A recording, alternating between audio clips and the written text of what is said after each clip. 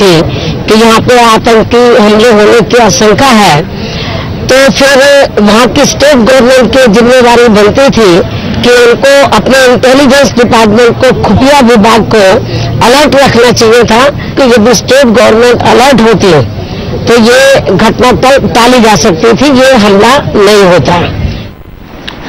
Okay, so let's just put up the big question tonight. Our talking point is: Sushil Kumar Shinde simply misfit as Home Minister of the country? And joining me tonight to answer that big question from the Congress, Dr. AVSEQ03, someone who has been working for sure with the Home Minister for quite a long time. From the BJP, Shishadri Chari in our studios, also Bharat Kumar, well-known defense analyst, and KC Singh, former diplomat who has been tracking what's gone wrong with India's ability to get hold of information coming out from Pakistan, and why is it that we have failed to confront the Pakistani question. But AVSEQ03, I want to begin with you first, since the basic question we're raising is Sushil Kumar Shinde simply a misfit as Home Minister? Where do you stand on that? Would you agree or would you disagree that Mr. Shinde perhaps is not the right guy for this job, sir?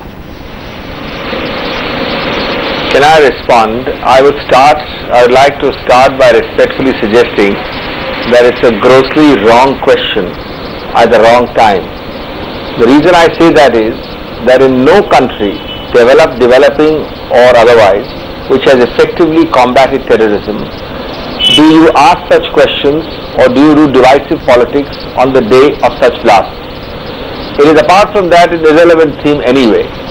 Number two, we have had a huge problem with terrorism in India, and we are not perfect, and where lives are lost, there is always scope for improvement.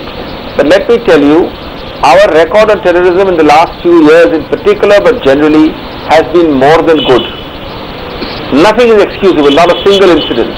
For a country of this size and diversity, the last time we had an incident was Pune, and a few other incidents, but there is a significant, measurable, categorical reduction both in Kashmir, both in the northeast, and all over India. Right. Now that's not to say to let our guard down. Right. Number three, very quickly, I won't take time. Yes. Just consider, you decide, I deprecate on this also, of course, the approach of the opposition.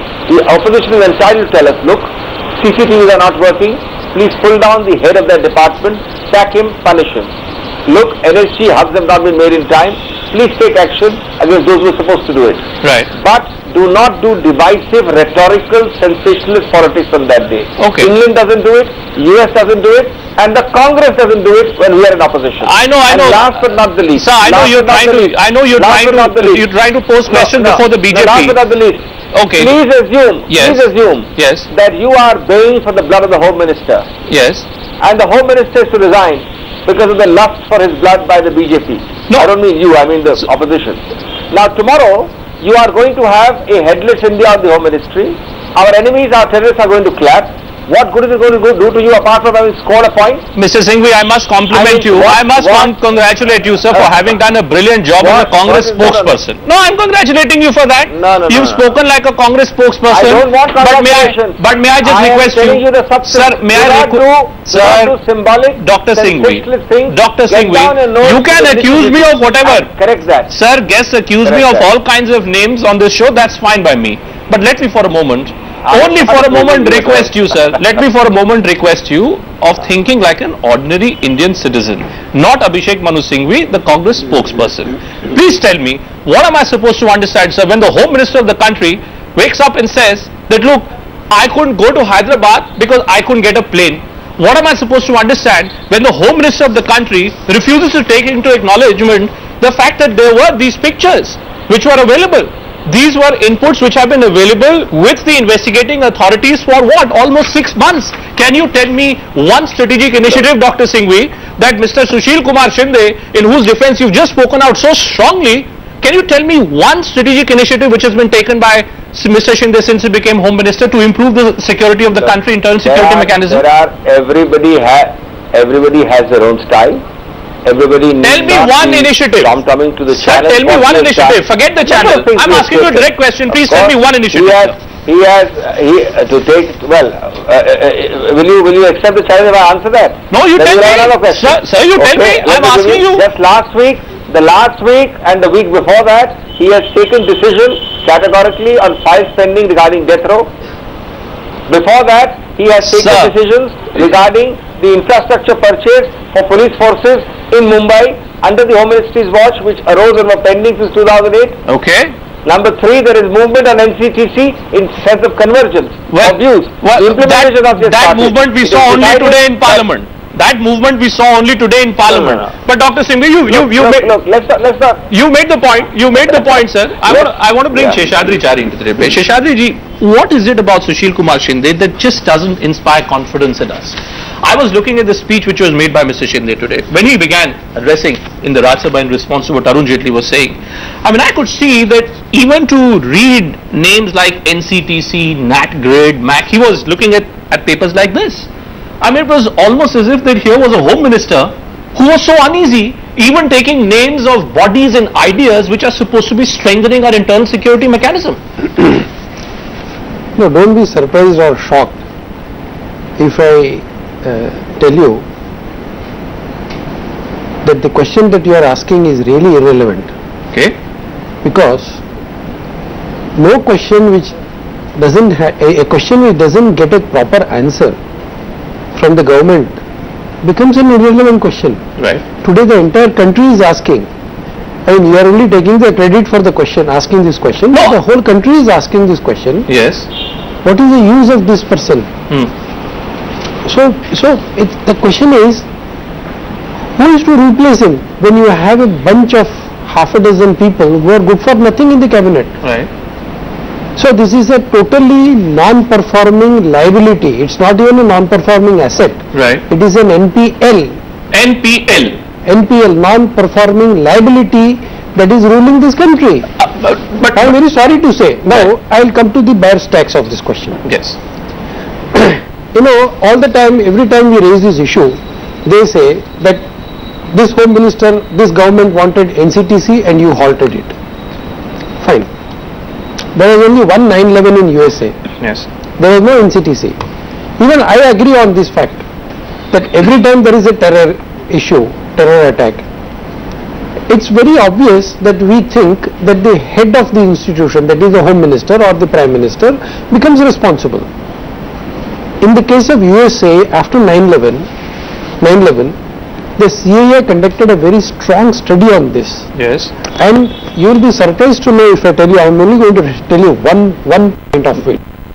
It will be absolutely wrong on our part to change the top management of investigating agencies and intelligence agencies. Plan reforms at the lower operational levels than the top head of the organization. Right. So here is where the Home Minister comes. That's This Home Minister, I would really give him 100 marks if he quits and joins the force that will be responsible for creating a reform at the lower level. But let me put it down even further. Bharat Kumar, maybe you should be taking this question.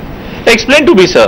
Here we have a Home Minister who says, look, I got some intelligence inputs, they were alerts, and I forwarded them to the respective states. Today he's gone on record saying I had sent these inputs to 3 different states. I've done an interview with the Andhra Pradesh Chief Minister who says that none of these inputs were specific. Yes, they were inputs. He says inputs were given to all states. Inputs are meant to be given to all the countries. Please tell me, sir, that when an intelligence input is given to a Home Minister or the Home Secretary, does one not get the sense that maybe those inputs are not being processed in the manner in which they should be processed before they are forwarded to the states? First thing, there is a massive contradiction what the Home Minister said yesterday and what he has said today, Absolutely. claiming that 5 cities. I think that is a cover-up, because this was general advisories. General advisories, you cannot really act because they are not specific enough. If you are telling the whole country, and is the police going to be on 24/7 alert? So there is going to be a fatigue, and our police forces are now. So you don't agree with the Home Minister's contention that this was a very strategic, very specific input I which was don't sent? agree. Second thing, a point has been made here just now that there is a reduction in terrorist attacks.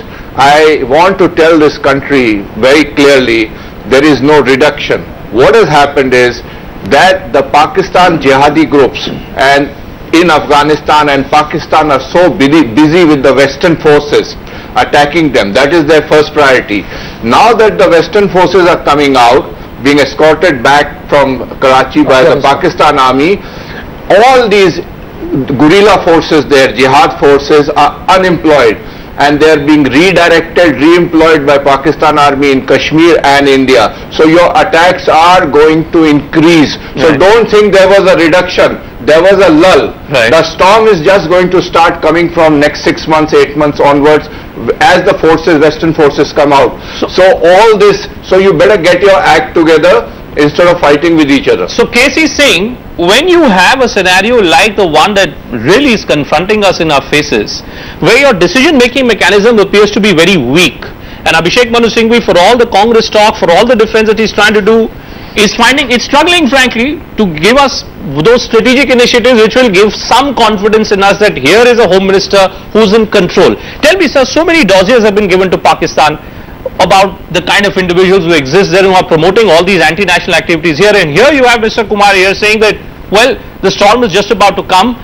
Have we really failed to address the Pakistani challenge, Mr. Singh? I think it would be useful to focus ourselves on Indian Mujahideen, which is the one which is suspected to have done this in Hyderabad, rather than digressing and going into the larger picture, which is relevant. But I think today's debate, Mujahideen is funded and trained. It is just a letterhead. It comes from Pakistan. I didn't interrupt. So don't. Can I please? Let me build my. Yeah, sure, sir. Go ahead. This is ridiculous. Go ahead. Build my argument. Go ahead, Mr. Singh. This is not correct to interrupt, because I did not interrupt him. Sure, Mr. Singh. Go ahead. And let me tell him that I know a bit about this, because I am the one who sent Aftab Ansari back from UAE. Right. The one who created Indian Mujahideen. So I think it's necessary to understand the dimensions are not only in Pakistan, they go to the Gulf and they go beyond. Now essentially Indian Mujahideen was created by Pakistan to have local groups in India so that they can have deniability. And this need develops because Simi is banned in 2001. Pressure comes on Pakistan because of US presence in the area, the pressure on them to curb the terror networks. Right. So the Indian Mujahideen is spawned. Now what goes wrong? First major attack is 2007. And that is when the Indian police forces discover that there is something called Indian Mujahideen. 2008 there is a spate of attacks leading up to Batla House. Now Batla House did take a major shell out